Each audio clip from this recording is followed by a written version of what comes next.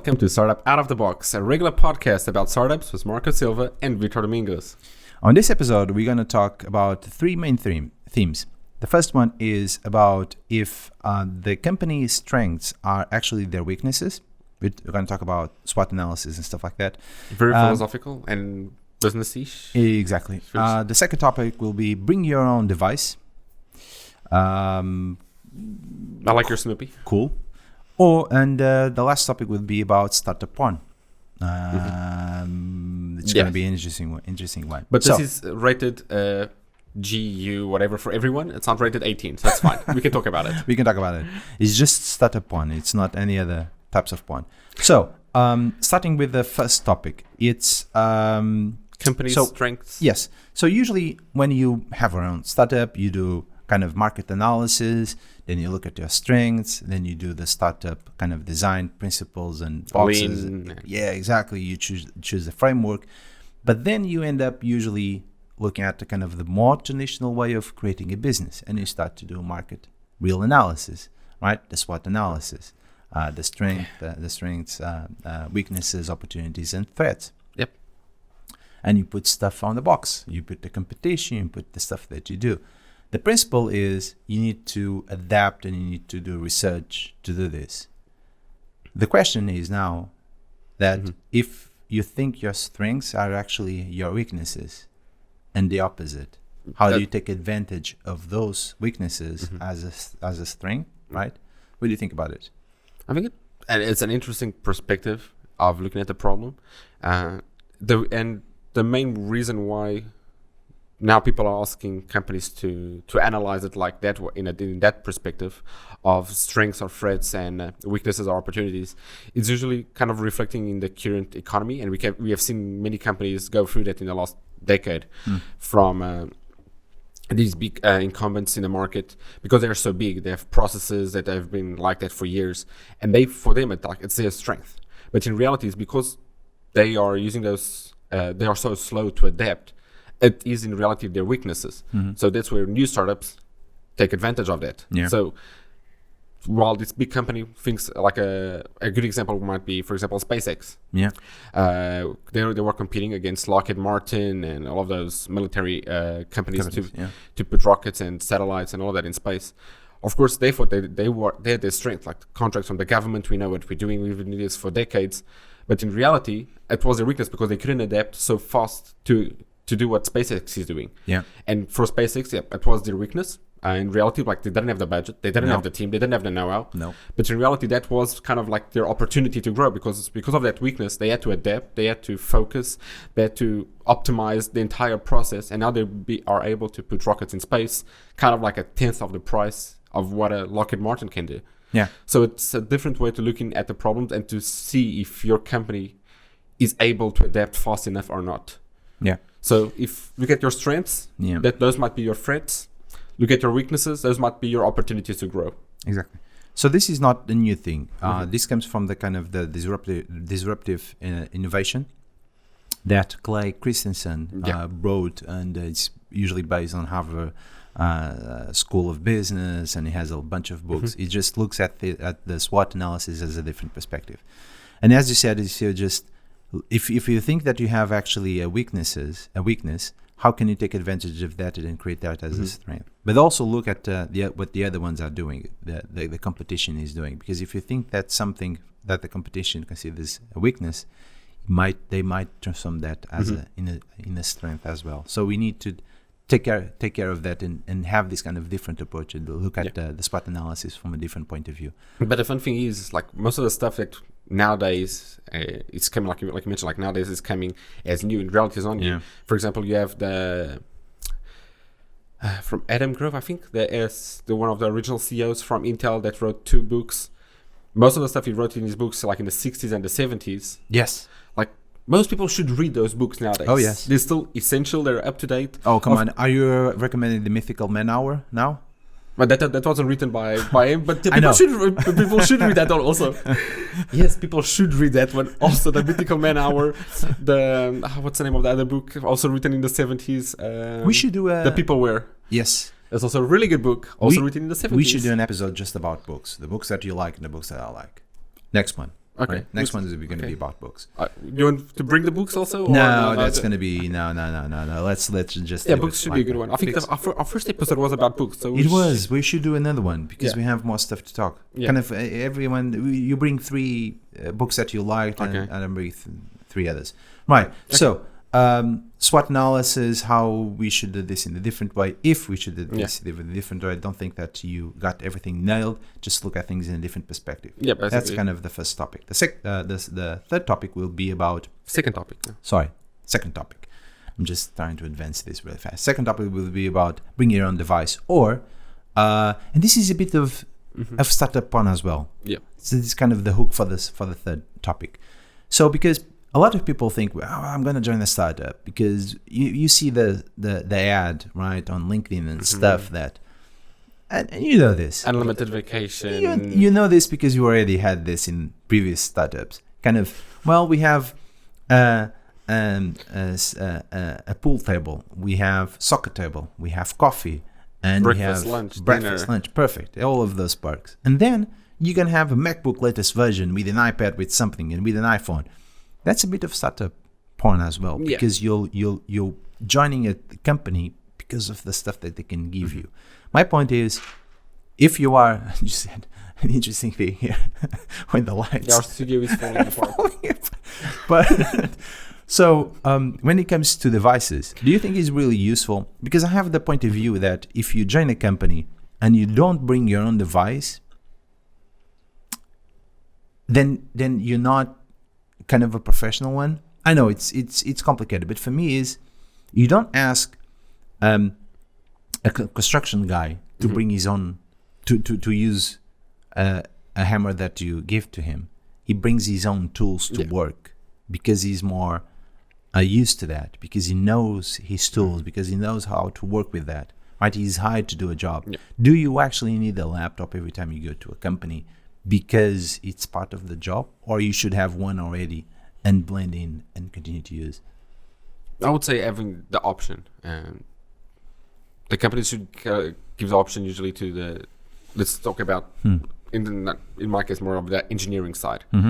Giving the option to the developers of, welcome to the company, we're going to give you a laptop. And I think that companies should provide a laptop, because you want to ensure that your engineers have the best tools to perform their job. Okay. Because if you say, okay, you have to bring your laptop, but if his laptop is already like 5, 6, 7 years old, it's going to be slow or outdated. We're talking about startups. Yeah. But not companies, real corporate ones. Yeah, but even so, like startups, I think giving that option, like if it's a new startup that just started, they won't have money for... There you go. Yeah. There you go. But once it starts getting that funding that allows them to do that, I think they should... Provide that to the employee. Okay. Like as an option, in what, like, okay, we might set a standard as Macs, but if you for some reason don't want to work with Mac, at least X or Y, like... Yes. And that option has to work for the company. Okay. On the rest of the stuff, like phones, and usually I would say the company should maybe, if they can, provide a budget for the employee so he can choose what he wants to buy. Okay. All right. That's a good option. But should you use that as a thing to tease employees, as a perk, or is it part of the job? I would accept that as the default. Okay. Like if I'm going to go to a new company, I expect that the company will provide me with the equipment that I would need to best fulfill that job. All right. And not depend on my personal laptop to do that. Okay. So. And should you... would you post a photo on LinkedIn with the stuff that company gives you on the first day? With the mug and the pen and the T-shirt and stuff like that? You know what I'm talking about, Yeah, right? I know. Would you do that? Considering I've been in a few companies, I really went through the honeymoon phase. I think nowadays, like, no, I've been there, done that, got a few T-shirts. Like, no, I know the honeymoon phase. Like, the first day looks amazing. Month 3, we'll talk about that. Well, the thing is, if you look at it from a point of view of marketing, I think that's a good idea. But right now, it's so damn used, right, that no one cares about it, right? Having the swag, right? Everything from the company. Is that a good thing? And I'm not sure if that will help marketing, because everyone is doing it at the moment, right? Okay. Maybe you can be more creative with that. I do like the kind of the stickers. If they give the company stickers for people to put on. Yeah, some swag is always nice. Like it makes the employee feel welcome to the company. Yes. So bring your own device. Give employees the option for them to pick whatever they want. If you don't have money, trust your employee to bring their own device. But as soon as you get funding, provide that to to your own people so that they can have. Yeah, but really if they want to continue using their own device, then well. Yeah, sure. That's okay. Just use cloud stuff. Don't buy tools. Don't that. Right. Yeah, and put some standards in. Like if you want to use your own device, these are the standards that your device needs to follow. Yes. Like the encryption and the password and the screensaver, all of that stuff. Yeah, exactly. So third topic, and the last one, is about startup on. So everything that we see online, kind of remember those guys that do podcasts about startups? It's really. I wouldn't put it. I wouldn't watch or listen to that. Would I? Like they don't know what they're talking about. Like right. So startup on. We see a lot of stuff. Books about startups. Yeah. Post on LinkedIn. The hustle. The hustle. If you're not hustling, you're not doing things right. If you're not spending all of your time doing your own stuff on startup, you're gonna die and burn, and no one's gonna fund you. Kind of like the 996 in China. Exactly. The 9 hours a day. 9 to 9, 6 days a week. Yes. So, but on the other hand, and maybe you can talk about that a bit, which is have the balance between your own personal stuff or family and rest, and also have, as I said, this balance to actually do the hustle, do their own stuff on your own startup. I think that I'm more on that side. People need to have a balance, even with their own startup. Otherwise, the world is going to be a really awkward place. Really, you're going to burn quite fast. Yes. So when we created our startup, the first months they were insane, like because we were trying to build it and get a product out and show who we are and what we knew. And of course there are some periods of time where you have to do that hustle like every day for a period of time. But that is not the standard. That's not what you want. You don't want to keep free. If you try to do that for 3 years, you're going to burn out at the end of the first one. That doesn't work. So you need to do that for periods of time that like this time is critical because of X, Y, and Z. Yeah. But you have to know next week I'm going to just chill, relax, get my feet back, my head in place. So just that constant mentality that we see people pushing, that unless you're doing 12 hours a day, every day a week for 1 year, 2 years, 3 years, you're not going to do it. Like that's bonkers, and you're just going to burn out quickly. It is. And I faced that. On my own startup in 2006. I faced that one. Was it 2006 or far away? Yes, it was 2006 when I had my own startup. We faced that one because we didn't have this kind of startup hassle and stuff like that. But we already knew that. Gary Vaynerchuk were doing stuff. Yeah. We had the one that does the art of the startup as well, so a bunch of books about startups. And we thought that if we weren't spending all of our time on the startup, we weren't achieving anything. And actually, it wasn't helpful. It wasn't helpful on with the family, with the stuff that we had to do outside of work, and a lot of stuff. We couldn't keep the plates spinning at the same time. Good. Like if you're working the amounts of hours non-stop, you're not resting. Yes. And so if you're not resting, you don't have time to think about the real problems in front of you. Exactly. Yeah. So you're not thinking about different perspectives. You're not thinking about different ways of go to the market, different ways of representing your story, because you're just always so focused. Obsessed. Obsessed. You only see the same thing 24/7. That won't work. Could be good at the start if you want to get this kind of in startup mode and we get really focused on doing your own stuff. But as a long-term strategy, don't do that. Have a balance and take your time. Try to get the balance the fastest possible, because you will need it. So brings us to the startup pawn thing. Just stop reading stuff. Yeah, like you already know. 60-year-old built a $500 million company. Doesn't matter. Just do your own stuff. Keep up with the good stuff that you're doing and with the market, and relax. Take some time off. The world is going to be still here when you return. Yep. And it's going to be a messed up world. So because it's not important. Exactly. And take care of you and your family and the people that you care, because that's the most important thing.